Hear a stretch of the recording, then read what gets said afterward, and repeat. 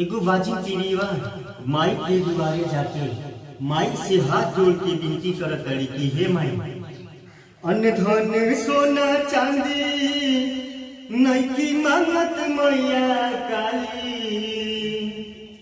अन्न धन सोना चांदी नइकी मांगत मैया काली।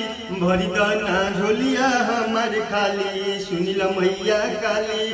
भरी दाना झोलिया हमार खाली, सुनिल मैया काली।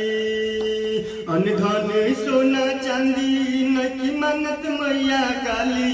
अन्न धन सोना चांदी नइकी मांगत मैया काली। भरी दाना झोलिया हमार खाली, सुनिल मैया काली।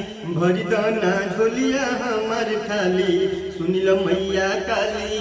भरी दाना झोलिया हमार खाली, सुनिल मैया काली।